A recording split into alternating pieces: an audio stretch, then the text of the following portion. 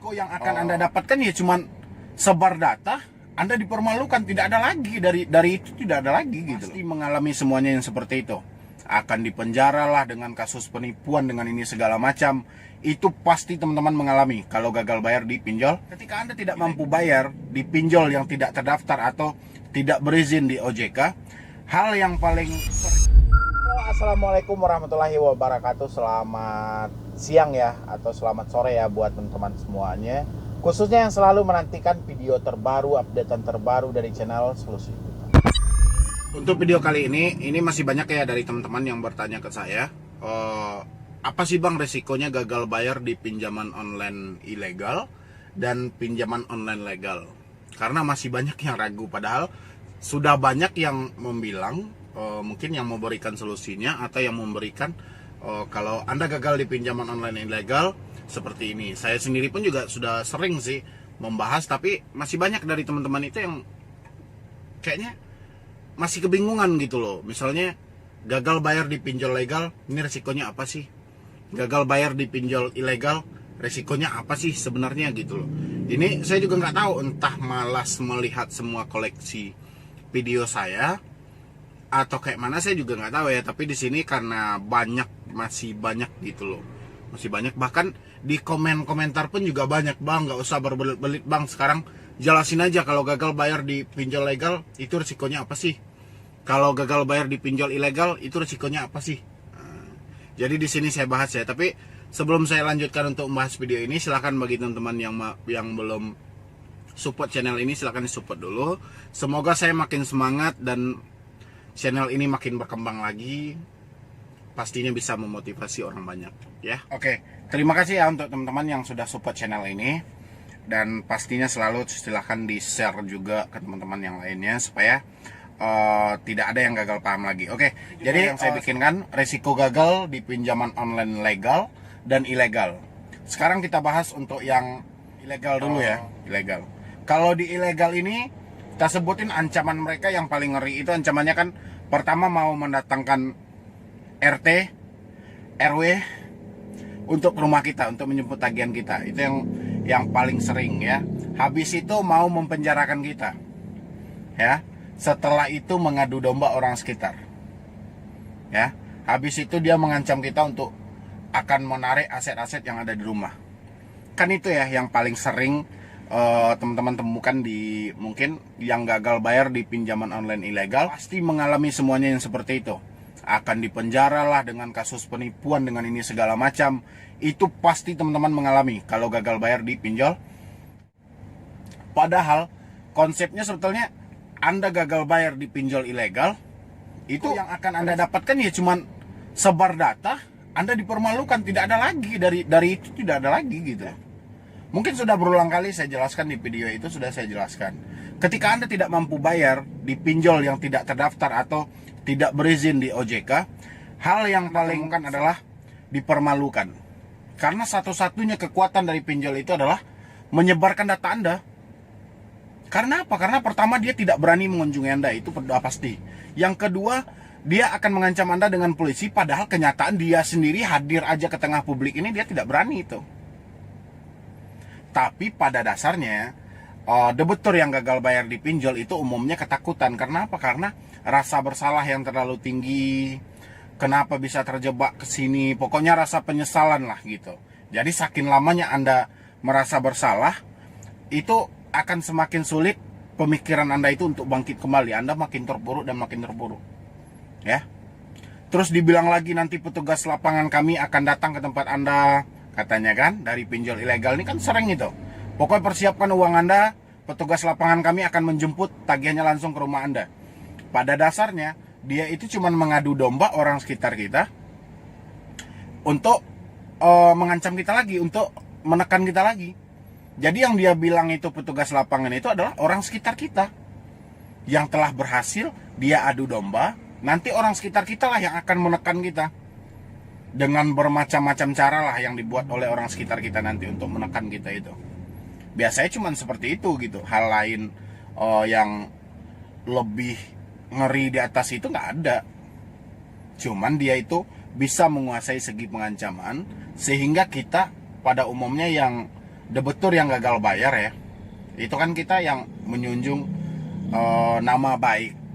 Jadi sehingga ketika kita dipermalukan, ketika data kita disebar, rasanya itu sudah kayak mana gitu ya, hidup kita sudah hancur ini segala macam. Padahal kalau bagi saya pribadi, makanya saya bikin moto seperti itu, lebih baik kita malu sesaat daripada kita hancur selamanya.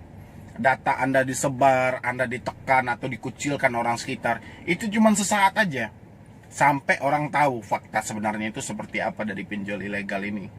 Ya, intinya gagal di pinjaman online ilegal itu tidak ada risiko lain selain Anda dipermalukan dan disebar data.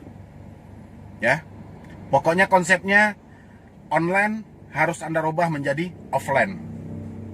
Jangan pernah membayar perpanjangan ataupun mencicil.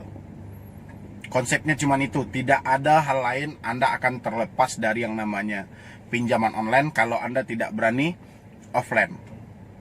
Offline-nya gimana Pak? Tantang debt collector-nya untuk datang ke rumah Anda.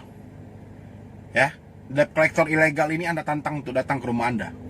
Orang sekitar Anda mendesak nanti karena ini dia bilang mungkin Anda menjadikan nomor dia sebagai penanggung jawab. Nanti Anda cukup jelaskan kepada orang sekitar, tolong sampaikan kepada debt collector yang masih menelpon Anda, suruh datang ke alamat saya. Ya, karena tidak ada kekuatan lain dari pinjol ilegal selain menyebarkan data dan membuat Anda bingung. Tapi konsepnya jangan pernah ada terbesit dalam hati Anda untuk ajang balas dendam atau Anda menggali lubang lagi ke aplikasi lain, jangan pernah ya. Karena kalau sudah terjebak saat ini ya sudah akhiri. Jangan pernah ada niat jahat lagi, wah saya harus balas dendam nih, udah berapa banyak ini duit saya habis. Jangan pernah seperti itu. Ya. Jadi sampai di situ paham kan? Oke, jadi kita lanjut lagi untuk yang legal. Kalau gagal bayar di pinjol legal, itu risikonya apa Pak? Benar nggak kita bisa dipenjara? Benar nggak kita bisa dikasuskan ke Perdata? Benar nggak debt collector-nya akan datang ke rumah? Kebanyakan seperti itu ya. Tapi di sini kita bahas. Resiko terberat Anda ketika Anda gagal bayar di pinjol, itu sudah dijelaskan oleh OJK. Ya, sudah dijelaskan oleh AFPI. Ketika debitur tidak mampu lagi membayar lebih dari 90 hari, itu data mereka harus diserahkan kepada otoritas jasa keuangan untuk ditindaklanjuti. Ditindaklanjut ini dari segi apa, itu Anda akan dimasukkan ke dalam daftar kredit yang bermasalah. Ya. Apakah ini secara permanen? Itulah yang tidak jelas dari OJK sampai detik ini. Ya. Apakah kita akan diproses Pak secara perdata? Itu belum pernah terjadi. Sejauh ini orang gagal bayar di pinjol yang online belum pernah mereka yang sampai ke kasus perdata. Bagaimana debt collector yang selalu membilangi kami atas dasar one prestasi? Memang kalau untuk urusan utang piutang itu kiblatnya memang ke perdata, bukan ke pidana. Ya. Jadi Anda jangan salah paham lagi. Jadi ketika Anda gagal bayar di pinjaman online legal, itu memang cocoknya ke perdata. Tapi apakah pernah sejauh ini pinjaman online mempermasalahkan orang ke perdata atau mempermasalahkan debiturnya ke urusan perdata? Itu belum pernah terjadi. Ya, atas dasar pinjaman online ya. Terus kenapa ini debt collector-nya selalu mengancam, selalu menekan, dan konsep mereka juga tetap itu mengambil tagihan. Ya, tidak ada konsep mereka yang lain karena tidak ada kekuatan lain mereka selain melakukan penekanan secara halus. Kalau mereka melakukan penekanan secara terang-terangan, itu OJK sudah menjelaskan. Kalau ada dari pinjol legal yang melakukan penekanan di luar dari SOP yang telah diterapkan atau di luar dari aturan yang telah diterapkan oleh AFPI, itu izinnya akan dicabut. Ya, tapi kita juga banyak sih menemukan pinjol legal yang menyalahkan dari SOP atau aturan-aturan yang telah ditetapkan, tapi izinnya juga tidak dicabut ya. Tapi sejauh ini dari aturan tertulis dari OJK seperti itu. Ya. Dan Anda tidak akan diproses secara perdata, apalagi secara pidana. Kenapa? Karena Anda tidak memenuhi unsur untuk dipidanakan. Karena Anda tidak melakukan penipuan. Kalau ada pun debt collector yang bilang kita melakukan penipuan, dasar penipuan kita dari mana? Identitas kita asli, semuanya, tidak ada yang kita palsukan. Alamat rumah asli. Ya. Debt collector masih mengunjungi kita Pak. Nah, Gimana ini cara mengatasinya? Ini paling banyak ya dari pinjol legal. Oke, terutama bagi DC Home Credit. Itu paling banyak. Kredit Pintar, Aku Laku, pokoknya yang legal lainnya yang biasanya sering berkunjung. Ini cara menghadapinya. Pertama, ketika mereka datang, silakan Anda tanya dulu. Pertama mungkin ID card mereka yang jelas, habis itu sertifikat debt collector dia yang dikeluarkan oleh AFPI langsung, bukan surat kuasa menjemput tagihan yang dari perusahaan mereka ya, tapi harus ada sertifikat mereka dulu. Setelah itu Anda tanya ke hati Anda, debt collector datang ke tempat Anda, tujuan mereka menjemput tagihan. Saat ini Anda ada uang atau tidak? Ya, kalau Anda tidak ada uang, Anda silahkan janjikan, tapi jangan dipastikan gitu loh. Ngerti nggak sama saya? Jadi misalnya Anda ada uang 1 minggu lagi, jangan Anda janjikan untuk 1 minggu lagi, tolong Anda janjikan untuk 2 minggu ke depan. Ya, karena apa? Karena kita takut terkadang janji 1 minggu terkadang terlewatkan, bisa sampai, makanya kita ambil yang lebih jauh. Apakah kita akan bayar semuanya Pak? Di saat itulah Anda negosiasi dengan debt collectornya. Setelah negosiasi ini berhasil, Anda harus bayarkan ke kantor mereka, bukan melalui DC-nya, karena kita juga tidak percaya ini sama DC ini.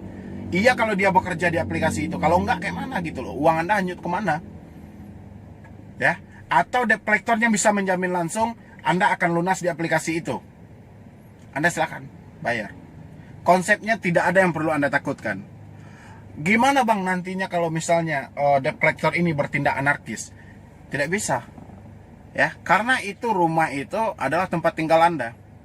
Dan Anda berhak membela diri Anda apabila debt collector bertindak anarkis atau melakukan penekanan sama Anda.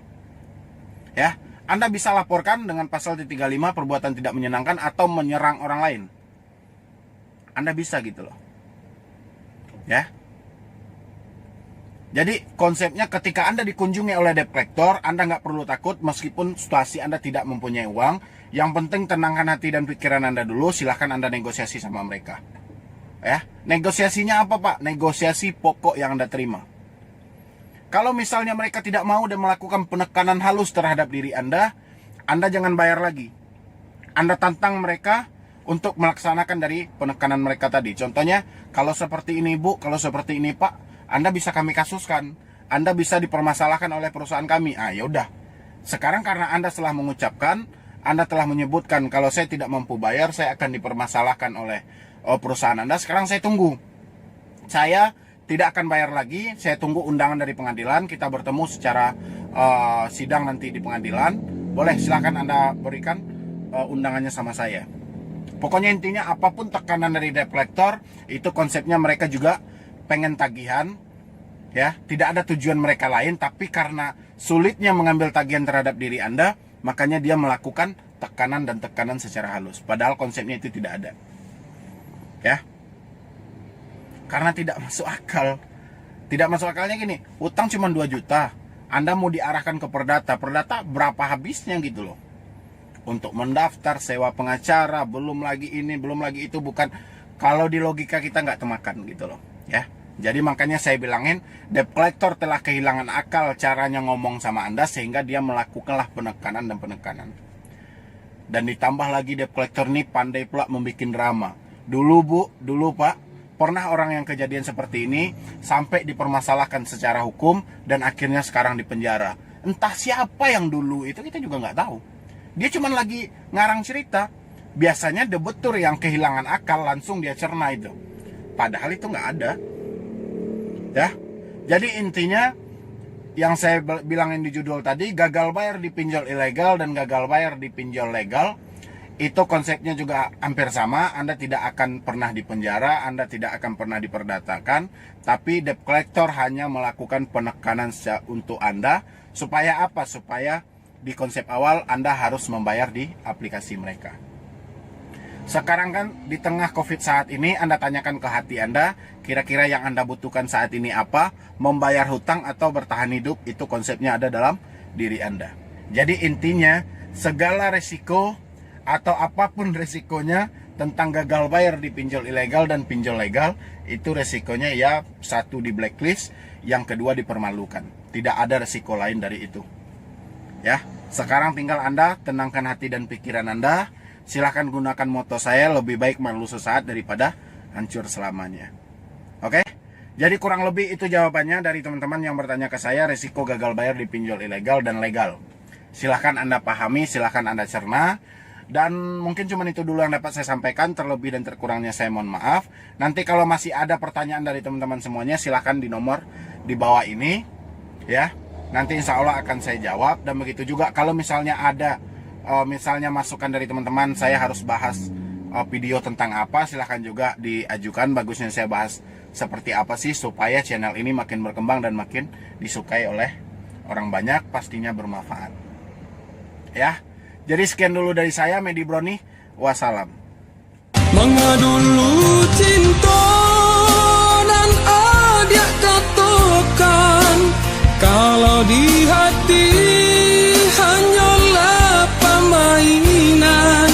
Denai tahu kita tak sepadan, biar turikan langkah.